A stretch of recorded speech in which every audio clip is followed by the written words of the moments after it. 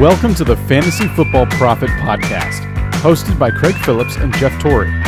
Visit us at fantasyfootballprophet.com. And now your hosts, Craig and Jeff. Welcome everyone to the Fantasy Football Prophet Podcast. I'm Craig Phillips, doing a solo show today as I recap all of the Week 6 action. Jeff's on vacation right now, so it would just be myself for today's episode. So I'm just going to start off the show just talking about the Aaron Rodgers injury right away. It's probably the biggest news of the day. Aaron Rodgers going out, broken collarbone. Looks like it's going to be a season-ending injury, and at the very least, it ends his fantasy season for if you have him on your team. So he's done for the season. And this is going to affect basically it's going to affect all the weapons there with Green Bay. They still have a shot to be useful, but it's not like it was. You're still going to play Nelson.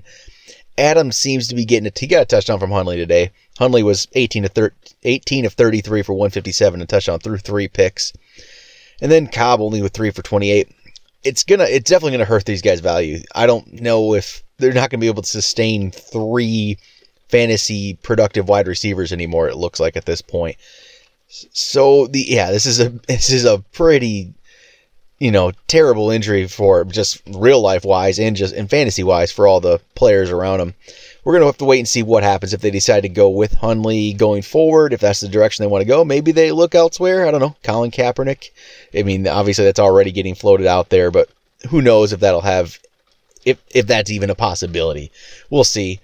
I doubt it the way things have been going now, but I don't know if Hundley's the kind of guy who's going to be able to lead them to the playoffs, and that's what they're going to need to look at this point if they want to keep going.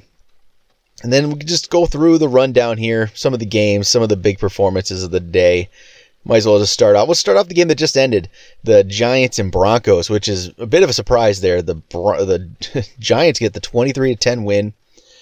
The Broncos just weren't themselves today at all. Simeon did throw for 376 yards and a touchdown, but had 2 picks, and this was mainly catch-up mode, trying to throw the ball around, trying to do something to catch up. Thomas caught 10 balls for 133 yards. He was getting injured in his ankle. I think he rolled his ankle probably 2-3 times that game. And he kept coming back out there. It looked good when he had a very productive day for the first time in a while, but we'll have to see how these injuries are going to play out. Same thing with Emmanuel Sanders. He left with an ankle injury after he had 5 for 76. Looked a little more serious. Again, we'll wait and see what's going to go on there. But the big news of the day, the disappointment of the day for the Broncos is the running game. C.J. Anderson, 9 rushes for 17. Charles, 5 for 19. Just an overall disappointing day if you used Anderson. You probably didn't use Charles, but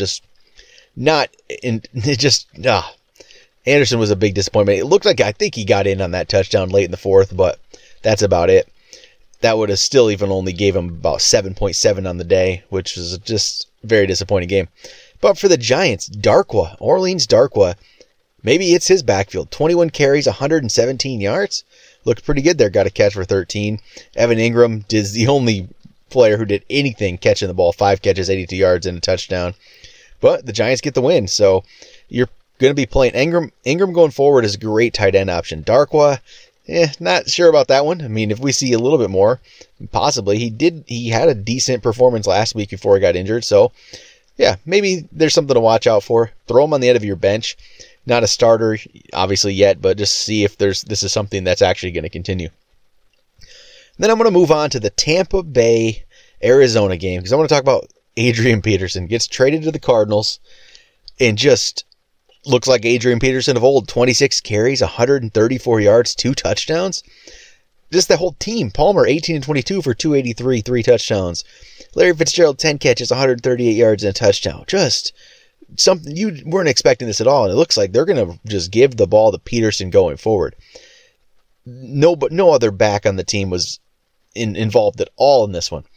So it's Peterson. Man, he looked good. He looked like Adrian Peterson of old, really there. And in standard league, actually, yeah, all leagues got 25.4 points. Didn't catch any passes or anything. He doesn't do a lot of that, but you're going to be putting him in your lineup going forward. This is a great move for Peterson. He's probably extremely excited to be over there in Arizona. And Arizona made a good decision, realizing that their running backs just weren't cutting it. And Peterson he looks like he's going to be productive the rest of the year. On the Tampa side, Jameis Winston went out with an injury. don't really have the severity of it yet. He looked like at one point like he had the chance to go back in, but the game and didn't really turn out to be a blowout, only a 5-point game, but it was pretty much out of hand for the most part. Doug Martin had 14 for 53 and a touchdown. It just wasn't his type of game. They were down. He made it worthwhile, though. He had a decent game, 14.4 points in standard. If you started him, you got your points out of him. It should have been even better if they actually gave, if they were in a situation to run the ball a little more. And Mike Evans salvaged his day. Only had 3 catches, but got 95 yards out of it, and one was the big touchdown late, 37-yard touchdown catch. So he made it a decent start for him. But hopefully Winston is going to be there going forward, because Ryan Fitzpatrick, yes, he'll throw the ball around a little bit, but he's going to throw picks, and that's what he did again today. Cameron Brate, though, another good game for Brate. 76 yards receiving off 6 catches and got a touchdown. So Brate is becoming a good tight end 1 option, as the tight ends it's been a weak year for tight ends. So now we got a couple new ones. Brate can be played, and Ingram can be played all the time. Patriots got the 7-point win over the Jets, 24-17. Wasn't pretty, but they got it done. But Gronk, what a game for Gronk. 6 catches, 83 yards. That's pretty decent, but then the 2 touchdowns makes it it's a great game. Cook, 6 for 93, so solid outing for him. Dion Lewis got 1 more carry than Gillislee. He went 11 for 52 and a touchdown. We actually talked about him last week and really liked what we saw. I liked what I saw from Lewis last week, and maybe the Patriots did too. Gave him a few more carries, so he made a good outing there. Gillislee, 10 for 44. Didn't get any touchdowns out of that. On the Jets side, not much to speak of from the running game. McGuire, 10 for 22. Forte, 9 for 22. Nothing much there. Safarian-Jenkins had his 8 for 46 and a touchdown, and should have been 2. I still don't understand why that touchdown got reversed. It seemed like a touchdown to me, but he's becoming another decent option there for tight ends now, so that's another good one to play.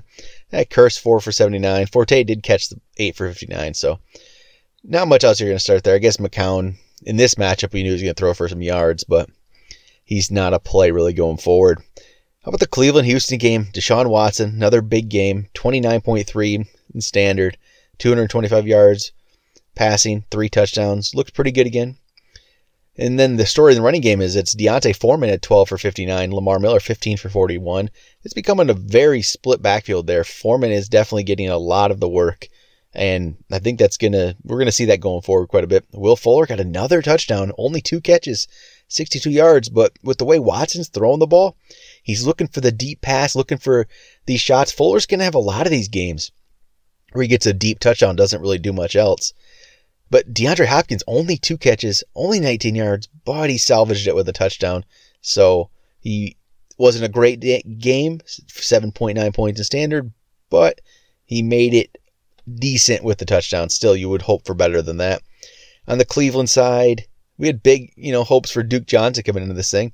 5 carries for 40 yards. That's pretty solid for him, but only 3 catches for -1. Disappointing there. Crowell, 12 for 58. That's about what Crowell's doing these days. And you're really not counting on any of these receivers anyway. Njoku, maybe you're looking at only 2 catches for no yards on that. Chicago beats Baltimore in overtime, and they gave the ball to Jordan Howard 36 times for 167 yards. All the talk about Cohen early in the year taking a lot away from Howard, it's just not quite happening. But Cohen did have 14 carries himself. He just didn't get many he only had 1 catch for 14. Howard had 1 for 9. But 36 carries for Howard, 167 yards. Yeah, it's not it's a lot of rushes to get that, no touchdowns out of it. But if you can find a workhorse like that in the NFL today on your fantasy team, you're going to be happy with it, because that is quite amazing. I should mention too, Cohen did throw for a touchdown, threw one over to Zach Miller to make his day a little bit better there, fantasy wise. Again, there's no receivers here on this team. Kendall Wright, 2 for 36. I keep seeing people wanting to play Kendall Wright, but you really can't unless Trubisky really gets going, which he did not today. And maybe there'll be something more going forward, but it's not there yet. On the Baltimore side, it was Alex Collins led the way with 15 carries for 74 yards. Looked pretty solid. Buck Allen, 10 for 49. Only 3 for 17 catching the ball, so not much there. Receiving-wise, Mike Wallace, after a big game last week, only had 3 for 30. Watson at 6 for 28, so he's better in PPR than standard there, and that's just about it. I'm not trusting Mike Wallace. I know people went to pick him up last week, but it's a tough play unless, a bye. If you're in a heavy bye week and you need to, I get it. But other than that, you're not going to want to play Wallace. But Collins going forward, I think Collins is the better back, but we'll see. Once we think that happens, it switches up and Allen comes back in there. It's going to be kind of a mix. It's going to be hard to see if any one of these guys actually ends up completely taking over for the spot. I'd like to see Collins get more of an opportunity, but we'll see if that happens. San Francisco, Washington. Brian Hoyer got benched in the game, and after he just 4 for 11 for 34 yards, he didn't look very good. Hyde only had 13 rushes for 28 yards, but 2 touchdowns salvaged his day. 5 catches, 47 yards helped as well. So he had a very good game in standard and good game in PPR as well, just off these touchdowns. Matt Breida only had 4 for 21, so yard-wise he's almost the same as Hyde rushing, but it's still Hyde's backfield at this point. Garcon, 5 for 55. Kittle, 4 for 46. Not bad. Eldrick Robinson had 2 catches for 66 yards and a touchdown, but you weren't starting him at all. On the Washington side, Cousins, solid outing, 330 yards, 2 touchdowns. Chris Thompson had the majority of the carries for them, but only 16 for 33. That's just not really what he does. What he does is the 4 catches for 105 yards made him a nice, solid day for him. But Perine's the one who actually got the receiving touchdown, so if you end up starting Perine with Kelly out, thinking Perine's going to go the rushing yards and at least all the rushes, it didn't really happen. He only had 9 for 23, but he got the receiving touchdown to make it worthwhile. Jamison Crowder, Terrell Pryor, just still disappointments. Jordan Reed, disappointments. It's just not there right now, and disappointing because this I felt like could have been.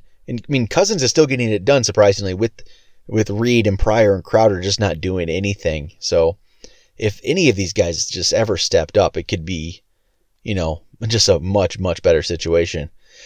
The Green Bay Minnesota game, we touched on the Green Bay side of things a little bit with Rodgers going down. Nelson had 6 for 60. Adams had 5 for 54 and a touchdown. Cobb only 3 for 28. 2 weeks in a row where he's been kind of a disappointment after his injury. The rushing the ball side, it's Jones and Montgomery are just split in the backfield right now. Jones 13 for 41, Montgomery 10 for 28. Maybe this is more they're, easing Montgomery back into it, but Jones has looked good enough where I don't see this role going away going forward for him. Minnesota, Keenum, decent, 239 yards and a touchdown. It's not great fantasy-wise necessarily. You're not probably playing him. But Jared McKinnon had a solid game if you played him. 16 rushes for 69 yards and a touchdown. Also caught a touchdown on 5 for 30. Adam Thielen, 9 for 97. Solid game. Definitely in PPR as well. Rudolph, 5 for 47. Didn't get you the touchdown, which is what Rudolph needs to be a good fantasy plays. You hope for that touchdown. Just didn't happen. But it was nice to see Laquan Treadwell actually start to do something. A nice one-handed grab. Looked pretty good. 3 for 51. Probably his best outing as a pro by far. He's a first-round pick last year. I know there's some talent there. And, today without Diggs, they needed him to step up a little bit. And maybe there's a little bit more going forward, obviously. I don't even know if he's a pickup in any 10 or 12 team leagues at this point. You don't really want him yet at that point, but it's something to look at. The New Orleans-Detroit game was just ridiculous. New Orleans was up big at one point. I can't remember. They were up like 38 to 10, I believe, at one point, and Detroit just started coming back with a punt return for a touchdown, an interception for a touchdown, and then the Saints get another interception for a touchdown themselves. They had 2 of them on the day. Just a crazy game. And if you had the Saints defense, 29 points. Even though looks like that you wouldn't think that seeing the 38 from the Lions, but 29 points defensively for the Saints with the 2 interception returns and the fumble return. Just ridiculous. This is a crazy game. On the Saints side, Breeze only threw for, if you see a 52 for the Saints, and then you look and see Breeze only threw for 186, that's just it. You wouldn't think that would be the case, but 186, 2 touchdowns, threw 2 picks. Ingram, 25 for 114 and 2 touchdowns, caught 5 for 36. Kamara got 10 carries for 75 yards, 4 catches for 12 yards. Both of these players, I think, are playable going forward. Ingram, we've said this a lot. If he is given the opportunity, he's a good running back, and he's going to be a top play every week, at least a running back too. And he showed that today. And I mean, this is running back 1 numbers, but look great. Michael Thomas, only 3 for 11. He's just really not getting it going yet this year. I don't know what it is, why that is. Maybe it is the fact that Cooks isn't there to take some of the attention away, and it's all on Thomas. But it's just not happening yet. I mean, he's still playing him going forward. He has the talent. He's good enough to be out there in your lineup, and I think it's going to come through at some point. Willie Snead in his first game back from the suspension and then injury, 1 catch for 11 yards. We'll see if that's just getting him back into it. I still expect more things going forward from Snead. On the Detroit side of things, Stafford did not have a very good game here. Threw 3 picks, had a couple fumbles. So he's getting you -10 just off the turnovers, and he's still turned in about 20 points in standard off 25 for 52, so below 50% completion percentage. Just not very good. Both of Detroit, their 2 main receivers, Tate and Jones. Tate was 7 for 96 and touchdown. Jones 6 for 96 and touchdown. So both of them were good plays. Darren Fells gets another touchdown catch. He's starting to overtake Ebron. Ebron 1 for 9. Just if Ebron's still on your team, just release him at this point. It's not happening. Abdullah 14 for 54. So decent game, but no catches. Didn't do much there. Riddick had the 5 for 45 receiving to make him an okay play in PPR. The Miami-Atlanta game. Miami gets the win. And it was nice to see Jay Ajayi with 26 carries for 130 yards. I had a lot of questions given to me, about Jay Ajayi starts and why did I put Jay Ajayi in the top 10, why both of us did. And this is why. He's going to get the volume, and he's a good running back. It just, things weren't going right. The line wasn't blocking for him. The games weren't the good situations for him. But this game it looked like it was going that same way. It was 17-0 at halftime before the Dolphins came on.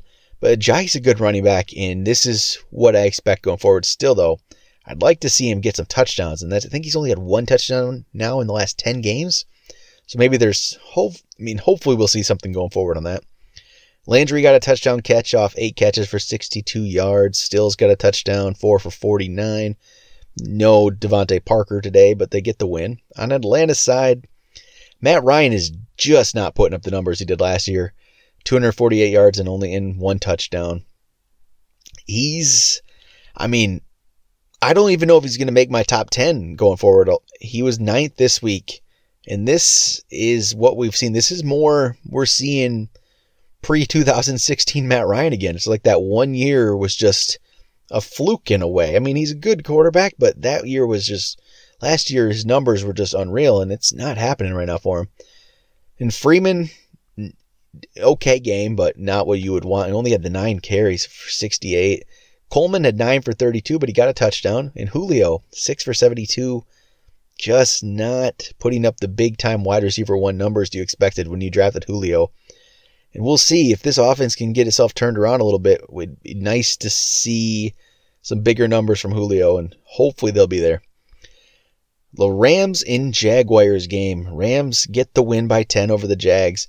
Game started off crazy with the 103-yard kick return from Pharaoh Cooper, and then Fournette just gets very next play. 75-yard touchdown. He ended the day with 21 carries for 130 yards and touchdown. Went out with what at first I thought might have been a knee injury. They're saying it's an sprained ankle. So, yeah, it looked like it was going to be a non-contact knee injury, and those things never turn out well. So it was good to see that it was maybe only a sprained ankle.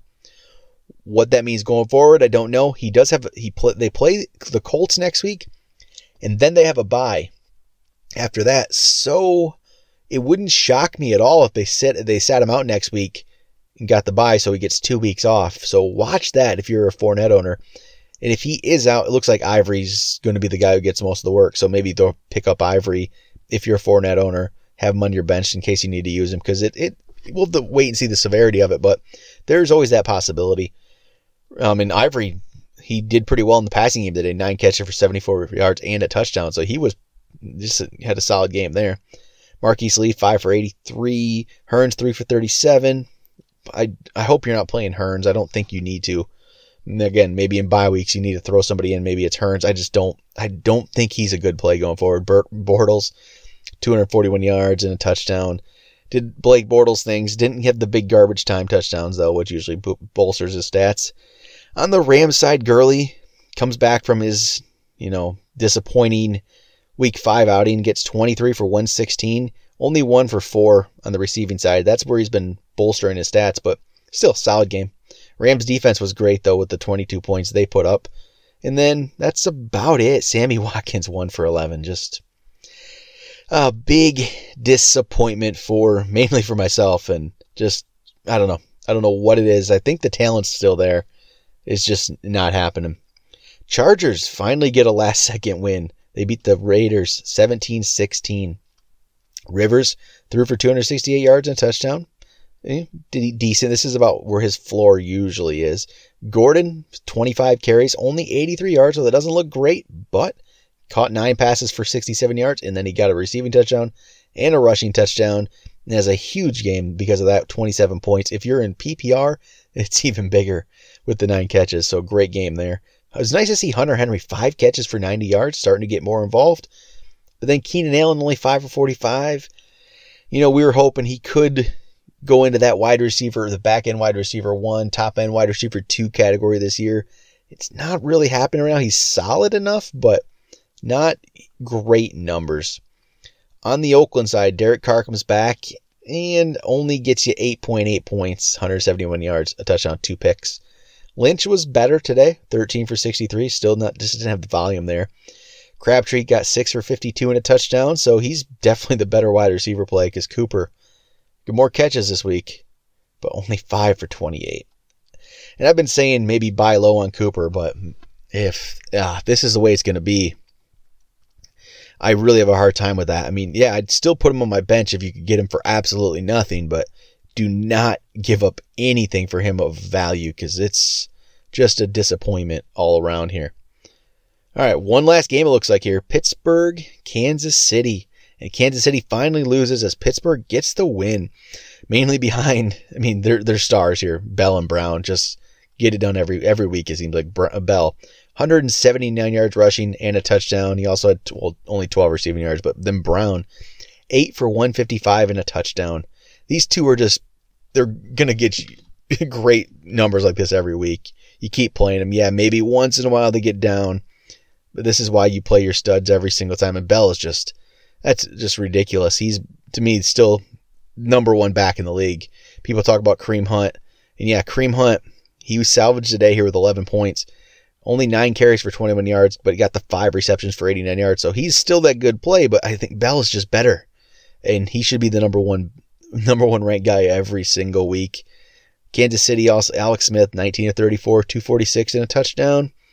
So, this is kind of where if this is where his floor is, he's a decent start for you yet. 17.1, not too bad. Not much on the receiving side here for the Chiefs. Tyreek Hill, 5 for 34. Kelsey didn't do much, especially he didn't get anything really till the end. 4 for 37, kind of a disappointment. After when he looked great in the first half of last week's game before his concussion. Comes back, little bit of a disappointment there. But still, you're playing him. He's going to be good going forward. Just one more game left for the week. Monday night is going to be Titans and Colts. Going to be interesting to see how DeMarco Murray does. Still banking on him to be, better this year. He's not done much. It's going to be nice if we could see, a good performance from him. Hopefully we'll see something. Going to wait and hopefully see Mariota come back. It looks like he is playing for sure. Good matchup for him. I actually have him going in one of my leagues, so it'd be nice to see a good performance from Mariota as well. But I think that's going to do it for the Week 6 recap. I'll be back on Tuesday. I'll get the waiver wire edition of the podcast out for you guys. Still no Jeff there. And then Wednesday and Thursday, I'll be doing some rankings episodes. We'll have a special guest for those two. So look forward to those going forward. And we'll talk to you guys tomorrow.